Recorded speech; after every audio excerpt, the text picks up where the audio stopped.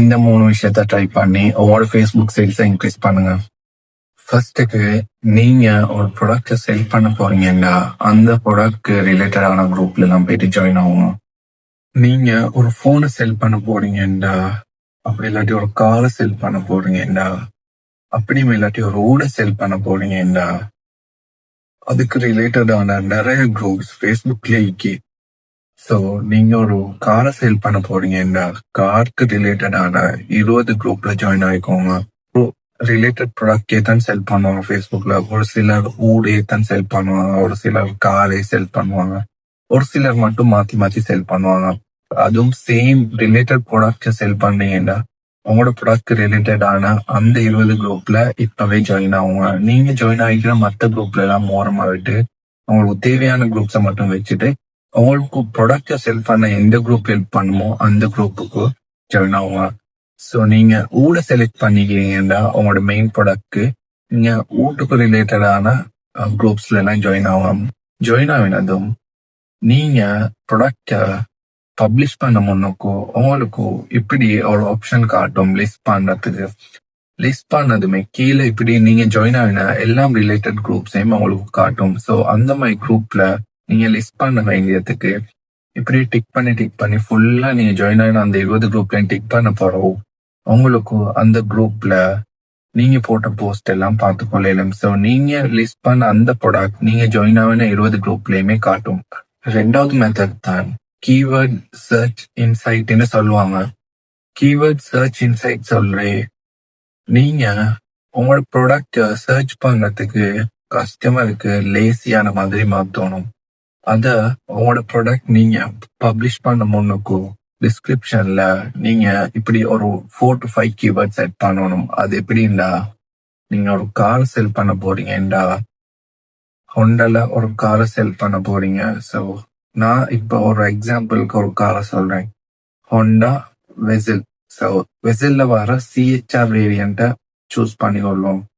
So நீங்க அந்த காரை செல் பண்ண போக்கல டிஸ்கிரிப்ஷன்ல ஃபர்ஸ்ட்டுக்கு ஹோண்டா ஒன்னாவது லைன்ல அடிக்கணும், செகண்ட் லைன்ல ஹோண்டா வெசில் அடிக்கணும், தேர்ட் லைன்ல ஹோண்டா வெசில் CHR அடிக்கணும், ஃபோர்த் லைன்ல Honda Vezel CHR black colour. So இப்படி பண்றதுனால என்ன நடக்கும்னா, உங்களோட கஸ்டமரோ அப்படி இல்லாட்டி பயர் அந்த ப்ராடக்டை சர்ச் பண்ண போக்கல சம்டைம் ஹோண்டா வெசில் சர்ச் பண்ணுவாங்க, அப்படி இல்லாட்டி ஹோண்டா CHR சர்ச் பண்ணுவாங்க, அப்படி இல்லாட்டி ஹோண்டா வெசில் CHR சர்ச் பண்ணுவாங்க. ஸோ ஹோண்டா சர்ச் பண்ணாலுமோ இல்லாட்டி ஹோண்டா வெசில் சர்ச் பண்ணாலுமோ இல்லாட்டி Honda Vezel black colour search பண்ணாலுமோ உங்களோட ப்ராடக்டை அவங்களுக்கு காட்டும். சும்மா அவங்க பிராண்டை சர்ச் பண்ணா கூட உங்களோட காரை காட்டும். ஸோ இந்த மாதிரி அப்பியரன்ஸ் ஆகுறதுனால சேல்ஸ் உண்மையிலே கூடும். ஸோ இந்த ஸ்ட்ராட்டஜியை யூஸ் பண்ணி இந்த மெத்தடை யூஸ் பண்ணி அவங்களோட சேல்ஸ் இன்க்ரீஸ் பண்ணி கொள்ளையிலும். விஷயம் என்னன்னா, நீங்க ஜாயின் ஆகின குரூப்ல ஆக்டிவா வைக்கிறது ஒரு மோஸ்ட் இம்பார்ட்டன்ட் விஷயம். ஏன்னா சில போயிட்டு மார்க்கெட் பிளேஸ்ல வேற எங்கேயும் தேட மாட்டாங்க. சம்டைம் ஒரு போஸ்ட் அந்த மாதிரி போடுவாங்க, எனக்கு இந்த கார் வேணும் இருக்கேன்னு கேட்பாங்க. ஸோ அந்த டைம்ல நீங்க சஜஸ்ட் பண்ணா சம்டைம் உங்களுக்கு அதோட சேல்ஸ் நடக்க சான்ஸ். ஸோ எவ்வளவுக்கு எவ்வளவு ஆக்டிவா இருக்கிறீங்களோ அவளுக்கு அவ்வளோ உங்களுக்கு சேல்ஸை இன்க்ரீஸ் பண்ணி கொள்ளலும். இன்னொரு விஷயம் என்னன்னா, சம்டைம் நீங்க அவங்களோட அந்த குரூப்ல இருக்கிற மெம்பர்ஸ் யாரும் சரி வேற எதுக்கு சரி ரிலேட்டட் ப்ராடக்ட் மெசேஜ் போட்டாலோ இல்லாட்டி வேற என்ன சரி விஷயம் ஒன்று கேட்டு நீங்க அதை எக்ஸ்பிளைன் பண்ண போக்கல அவங்க நீங்க யாருன்னு தெரிஞ்சுக்கொள்வாங்க, உங்கள்ட்ட என்ன ப்ராடக்ட் நீங்க செல் பண்ணீங்கன்னு தெரிஞ்சுக்கொள்வாங்க. அப்படி தெரிஞ்சுக்கொள்றதுனால உங்களுக்கு பெனிஃபிட் என்னன்னா, நீங்க போறோம் அப்படின்ற ஒரு ஃபியூச்சர்ல அவங்களுக்கு என்ன சரி ப்ராடக்ட் ரிலேட்டட் தேவைப்பட போகல உங்கள்ட்ட இந்த ப்ராடக்ட் இருக்கா எனக்கு வாங்கணும்னு கேட்பாங்க. அப்படி இல்லாட்டி இந்த ப்ராடக்ட் தேடித்தாங்க அப்படியும் இல்லையா, நீங்க சஜஸ்ட் பண்ற ப்ராடக்ட் சம்டைம் வாங்கவும் சான்ஸ் இருக்கு, உங்களோட ப்ராடக்ட வாங்கவும் நிறையவே சான்ஸ் இருக்கு.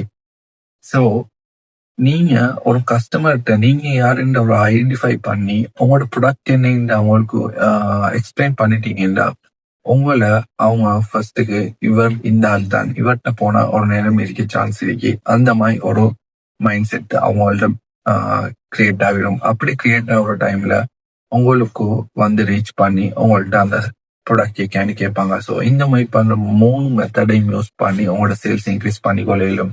ஸோ இந்த 3 மெத்தடை முக்கியமா ட்ரை பண்ணி பார்த்துட்டு உங்களோட ரிசல்ட் எப்படின்னு கமெண்ட்ல சொல்லுங்க. இதே மாதிரி இன்னொரு வீடியோட வர காரணம் மறக்காம என்னைய ஃபாலோ பண்ணி என் பேஜை சப்ஸ்கிரைப் பண்ணி வச்சுக்கோங்க. And bye from ஒமேக்.